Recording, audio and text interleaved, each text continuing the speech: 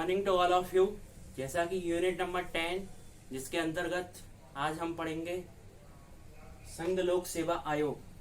तो संघ लोक सेवा आयोग के बारे में यदि हम जाने तो इसकी जो स्थापना है वह 1 अक्टूबर 1926 को ली आयोग की अनुशंसा पर, किसकी अनुशंसा पर? ली आयोग की अनुशंसा पर इसकी स्थापना 1 अक्टूबर 1926 को की गई थी। वर्तमान स्वरूप के बारे में यदि हम देखें तो 26 जनवरी 1950 इसका वर्तमान स्वरूप में ये आई अपने रूप में। फिर इसके बाद में हम इसको देखते हैं कि इसका संविधान में कहाँ वर्णन किया गया है।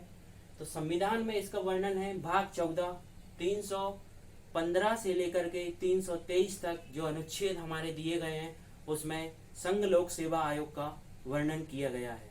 यह संवैधानिक निकाय है और संवैधानिक निकाय के साथ साथ यह स्वतंत्र भी है। इसका संरचना के बारे में यदि हम देखें तो इसमें एक अध्यक्ष होता है और 10 सदस्य होते हैं।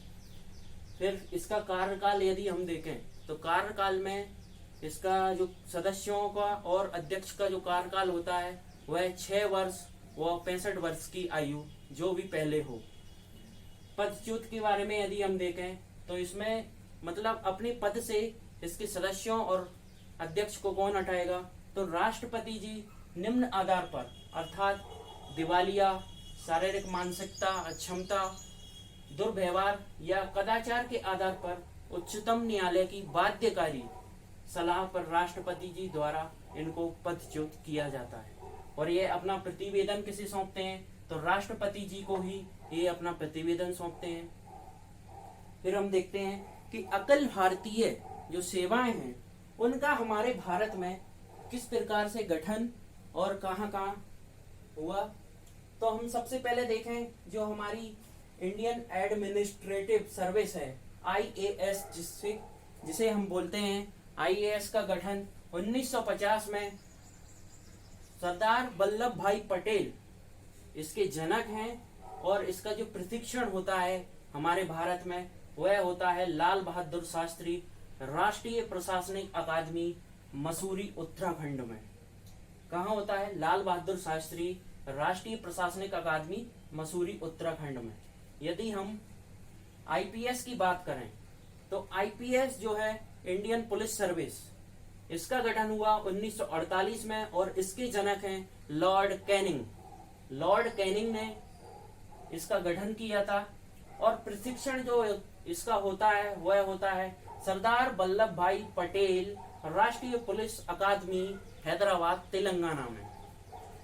IFS इंडियन फॉरेस्ट सर्विस, इसका गठन हुआ था 1966 में और इसके जनक हैं डायटरिच वेंडेस इसके जनक हैं। और इसका जो प्रशिक्षण होता है वह होता है इंदिरा गांधी राष्ट्रीय वन अकादमी देहरादून उत्तराखंड में। अब हम इससे संबंधित अनुच्छेदों को देखते हैं।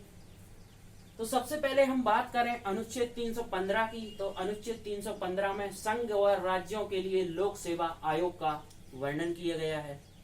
फिर इसके बाद में है अनुच्छेद 316 सदस्यों की नियुक्ति और कार्यकाल के बारे में बताया गया है।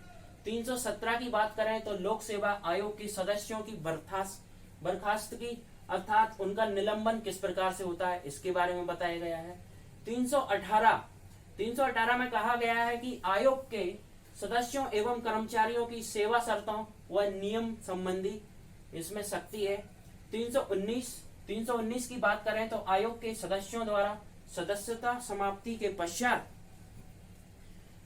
सदस्य पद पर बने सदस्य का पद पर बने रहने पर रोक।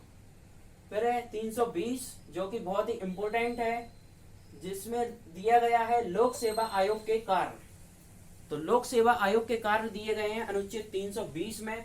और 321 जिसमें कहा गया है लोक सेवा आयोग के कार्यों के विस्तार करने की शक्ति के बारे में इसमें बताया गया है। 322 की बात करें तो लोक सेवा आयोग का खर्च संचित निधि से होगा। फिर 323 जिसमें दिया गया है लोक सेवा आयोग अपने प्रतिवेदन के जो वर्णन किया गया है, जो प्रतिवेदन है वो राष्ट्रपति को देते हैं, उसके बारे में इसमें बताया गया है। अब हम कुछ फैक्ट के बारे में जानते हैं। तो सर्वप्रथम जो हमारे यूपीएससी, जिसे संघ लोक सेवा आयोग बोलते हैं, उसके अध्यक्ष बने थे सर रॉस वॉकर। कौन बने थे? Sir Ross walker. प्रथम भारतीय अध्यक्ष जो बने थे आजादी के समय वह थे एच.के. कृपलानी। कौन थे? एच.के. कृपलानी जी। प्रथम महिला की बात करें तो जो प्रथम महिला यूपीएससी की थी अध्यक्ष वह थी रोज मिलियन मैथ्यू। प्रथम मुस्लिम अध्यक्ष की बात करें तो प्रथम मुस्लिम अध्यक्ष जो थे जे.एम. कुरैशी। और वर्तमान में है प्रदीप जोशी जी, इसके अध्यक्ष हैं।